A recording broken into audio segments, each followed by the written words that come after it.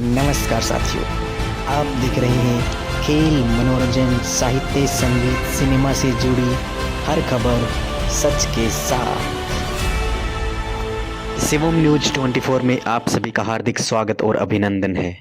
बाबा भिखमदास जी के 12वें जन्मोत्सव पर बेटी खेल प्रतियोगिता एवं बाबा भिखमदास जी के मेले के अवसर पर मुख्य अतिथि रही आरपीएस स्कूल की चेयरपर्सन पवित्रा राव ने महिला और लड़कियों के बारे में दिया संदेश।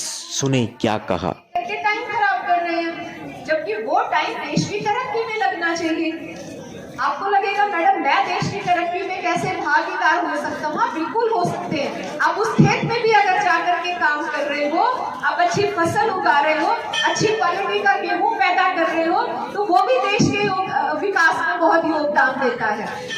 तो इसलिए मोबाइल छोड़िए और हाथों में किताबें लीजिए। डॉक्टर भीमराव अंबेडकर जी कहते थे पैरों में जूते हो ना हो लेकिन हाथों में किताबें होनी चाहिए। तो हर बच्चे के हाथ में मोबाइल की जगह किताबें होनी चाहिए। एक अच्छा अखबार पढ़ना शुरू कीजिए, क्योंकि मोबाइल क्या है, आप सिर्फ देख के उसको सिर्फ थोड़ी देर के लिए मनोरंजन कर रहे हो, लेकिन आप तरक्की नहीं कर रहे, ना परिवार की तरक्की और ना समाज की तरक्की। तो इसलिए मैं चाहती हूँ मेरा हर बच्चा पढ़ लिख करके कामयाब हो और हमारे समाज को ऊपर लेके जाए। आज भी हमारे गांव में बहुत सी बुराइयां हैं। मैं देख रही थी पर्दा सिस्टम, अब ये फोटो तो खिंचवा रही है लेकिन मुंह ढका हुआ है, इसका कोई मतलब नहीं है वैसे। तो ये एक बुराई को हमें खत्म करना है। नशे की भी बुराई हमारे गाँव में है, तो वो हम शिक्षित होकर के, शिक्षा लेकर के उस बुराई को खत्म कर सकते हैं। एक बुराई और है हमारी महिलाओं के साथ कि वो पूरे परिवार को खाना खिला देंगी लेकिन खुद खाना सबसे आखिर में खाएंगी या बचा हुआ खाएंगी। होता है ना माँ जी, ऐसा करते हैं ना, ऐसा सबको खाना खिला दिया, बेटे को खिला दिया, हस्बैंड को खिला दिया, ससुर को खिला दिया। मैंने खुद ऐसे ही किया है, मैं इसलिए बहुत अच्छे से जानती हूँ। 11:30 बजे तक मनीष को दे दिया, बाबूजी को दे दिया, मैं सोचती थी मैंने खाना खा लिया। लेकिन हम अपनी हेल्थ को भूल जाते हैं, इसलिए हमारी महिलाओं में खून की कमी होती है, तो वो अपने हेल्थ के लिए बिल्कुल जो है सतर्क नहीं होती। इसलिए आप फ्रूट्स खाइए, आप भी अच्छा खाना खाइए, क्योंकि आपको पूरे परिवार को संभालना है ताकि आपका हीमोग्लोबिन बढ़े। और एक 9 से 14 साल की जो बच्चियां यहाँ पर है, वो अगर मेरी बात को सुन रही है या आपके आसपास है, वो अभी मोदी जी ने भी वो अभी अभियान चलाया है, अभी बजट में उसको हमने पेश किया था, वो है सर्वाइकल कैंसर के लिए टीकाकरण।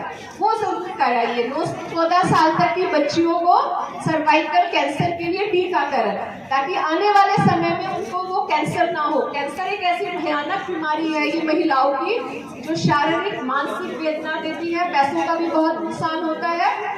तो आप लोग 9 से 14 साल की जो भी बच्चियां हैं, उस पास के प्राथमिक केंद्र में जाकर के पता करके ये वैक्सीनेशन जरूर करा लीजिए, इस समय में आपको दिक्कतें ना हो।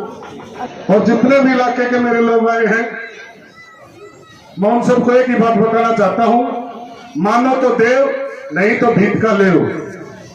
यहाँ जो भी अपनी श्रद्धा लेके आता है, बाबा उसको पूर्ण करता है, लेकिन उसके लिए क्रम वैसे ही चाहिए।